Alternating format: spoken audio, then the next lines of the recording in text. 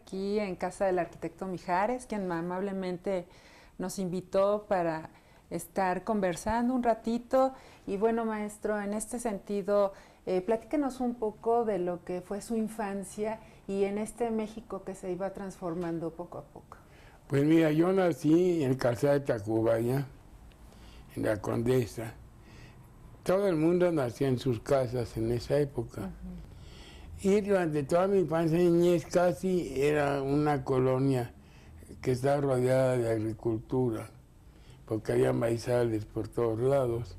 Pero era una vida urbana, porque la vía no era exactamente el campo, pero sí estabas en medio del campo. La vida era totalmente diferente, porque la vida diaria no dependía de ir al centro de la ciudad. Era curioso porque no se trabajaban horas corridas. Esto todavía en algunos lugares del país sucede.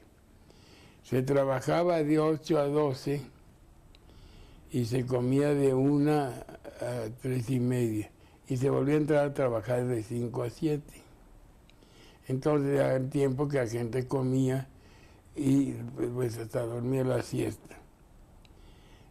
Esto que ahora nos parece imposible, pues en aquel tiempo no era tan difícil porque las comunicaciones eran muy rápidas. Y estamos hablando de una población, pues de una población de 1 millón y tantos de habitantes en la ciudad. Pero a pesar que la Condesa realmente era hacia afuera de la ciudad, pues al centro histórico serían 25 minutos, pensando que los transportes eran muy lentos, ¿no? Sí. El tranvía, los camiones, que había pocos, eran muy lentos. A usted le toca vivir el centro histórico, pero ya cuando es un poco más, su vida es de estudiante ya en San Carlos. San Carlos era una escuela muy especial, porque era un poco elitista. Pero al mismo tiempo había las famosas perradas, que lo tenían casi 1 mes o 2 meses trayéndolo a bien comer y a bien vivir. Porque el horario de San Carlos además es un horario difícil, porque entrábamos a las 7, salíamos a las 12, entrábamos a las 5 y salíamos a las 10 de la noche. Y había que salir corriendo porque a las 10 de la noche era el último transporte. Pero antes de eso, maestro, ¿cuáles fueron las inquietudes por las cuales usted decide estudiar arquitectura? Pues mira, yo en la escuela, cuando estaba yo en secundaria y prepa, lo que menos pensaban mis profesores que yo fuera arquitecto. Todos mis maestros que creían que por estas inquietudes mías pensarían que estudiara leyes. Cuando yo tomé la decisión de estudiar arquitectura, la tomé porque esa era mi vocación, era lo que me gustaba, ¿no? ¿Y por qué San Carlos entonces? Bueno, no había más escuela de arquitectura en el país que San Carlos.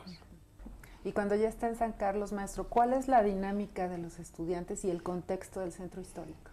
Bueno, el centro histórico podríamos decir que era un centro universitario, porque ahí se concentraban todas las facultades de la Universidad Nacional. Ahí estaban, quitando medicina que estaba en Tacuba, todas las demás facultades de la universidad estaban en el centro histórico. En el centro histórico se congregaba también gran cantidad de estudiantes de provincia, de Centroamérica e incluso de un poco de Sudamérica, de Colombia, de Venezuela, para estudiar en la Universidad de México. Entonces el ambiente del centro histórico, aparte del ambiente mercantil y comercial que tenía, era un ambiente puramente estudiantil. Porque todos estos estudiantes que vivían de provincia, vivían en casas de huéspedes y se sentaban en el centro histórico. Hay que reconocer un poco la verdad que éramos un poco borrachos. ¿Cómo es eso? Porque frecuentábamos bastante las cantinas. Incluso en San Carlos había enfrente una cantina que se llamaba el Río Duero. Y algunos maestros de urbanismo pues incluso ahí daban la clase, en el barrio del Río Duero. Entonces era un ambiente en que había gran convivencia entre profesores y estudiantes. ¿No fue muy duro entrar a San Carlos con toda esta tradición del bautizo y el desfile? Había mucha gente que tenía miedo de entrar a San Carlos para las novatadas. Las novatadas sí, a veces eran pesadas, porque lo peor que pasaban las novatadas eran los chicotazos. Estos chicotazos se daban con agua, pero había especialistas que daban chicotazos. Y algunos cada vez que daban un chicotazo abrían la espalda. Había la manía que siempre, antes de las novatadas, te pintaban. O de verde, o de negro, o de azul, te pintaban de colores. Y te desnudaban en San Carlos, porque en San Carlos no te daban los chicotazos. Había una escuela que se llamaba El Anexo, que era un comedor estudiantil, y ahí daban los chicotazos. Y entonces San Carlos al Anexo, que es como una cuadra, y ahí íbamos en cueros. Qué terrible. Bueno, ya, ni modo. ¿Y de cuántas personas estamos hablando por generación? Pues mi generación, que fue muy grande, fue de 120. Pero en general la escuela tenía como 400 alumnos toda. Y bueno, una pregunta muy frecuente es acerca de si había diferentes maestros en los talleres. ¿Usted cree que eso provocó también corrientes y formas de hacer la arquitectura? Totalmente. Según la inquietud o el tipo de arquitectura, claro, ya estaba el Bauhaus cuando yo entré. Todo ese tipo de arquitectura te llevaba a diferentes corrientes. Y de ahí la convivencia por generación, luego ya la convivencia de generación que propiciaba la misma escuela. El hecho que fuera un recinto cerrado propiciaba la convivencia y el conocimiento de todos. ¿Y los estudiantes trabajaban con los maestros en sus talleres? Los estudiantes trabajaban con los maestros en las horas que quedaban entre taller y taller. Y claro que entonces que no había ninguno de estos métodos modernos de dibujo. Lo más que había ya como última moda el Heroi. Todo era a mano. Pues sí, los talleres requerían muchos dibujantes, ¿no? Entonces había mucho trabajo para los alumnos de arquitectura. Y también fuimos afortunados en el hecho de terminar cuando no había otras escuelas de arquitectura, porque no había competencia. Todos de provincia iban y tenían miles de obras, y los que nos quedábamos acá en México también teníamos obras. Ahora ve uno que es una saturación terrible de arquitectos, ¿no? Claro, usted perteneció a una de las generaciones pues más afortunadas. Sí. En lo que fue la generación nuestra fue muy afortunada porque vio todos los cambios de la ciudad. Vimos la tele, ya vimos, claro, ya había radio, pero poco. Vimos la tele, no existían de chicos la tele. Vimos, bueno, pues todos los aviones, Esta parte de la imagen de la ciudad, maestro. La ciudad era una ciudad maravillosa, porque permitía todavía andar a pie.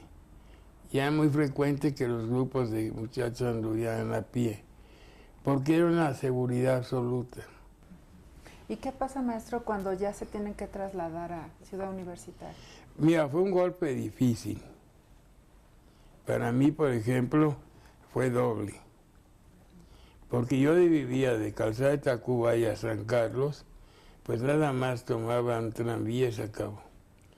Pero luego nos cambiamos a Paracaima Las Lomas, y el cambio de CU de Las Lomas era terrible.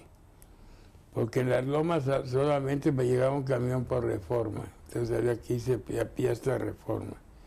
También el camión Reforma. Bajarte lo que entonces era Salubridad, cortar para venir a Chapultepec, tomar un camión por Avenida Revolución que se iba derecho hasta CEU, pero no llegaban hacia los camiones, llegaban al Monumento Obregón. Y ahora en el Monumento Obregón había unos camiones que te llevaban a CEU. Pero y entonces queda vacío el centro de estudiantes, ¿y qué pasa, maestro? Pues es una gran decadencia para el centro. Ahí empezó la gran decadencia del centro. Porque pues de todas estas casas que los tenían los estudiantes y todos estaban con rentas congeladas, se vuelven decrépitas, vacías, sin uso. El ambiente estudiantil pues consumía loncherías, cantinas, todo eso queda sin uso. Lo mismo el comercio, las librerías. Fue sí, un cambio muy radical también para el centro histórico. ¿Y se empiezan a destruir algunos edificios? Pues muchos edificios propiedad de la universidad quedan un poco abandonados. Se rescatan posteriormente, ¿no? El mismo Minería se rescata posteriormente, San Carlos, que bueno, ese nunca queda solo abandonado porque se quedan artes plásticas. En CEU cambia radicalmente todo. En primer lugar, crece la población muchísimo. De 150 entran 1000 y tantos. Hay maestros que ya no van, por lo lejos. Luego la universidad se queda propiamente sin maestros. Entonces nos meten a nosotros, que muchos estábamos en cuarto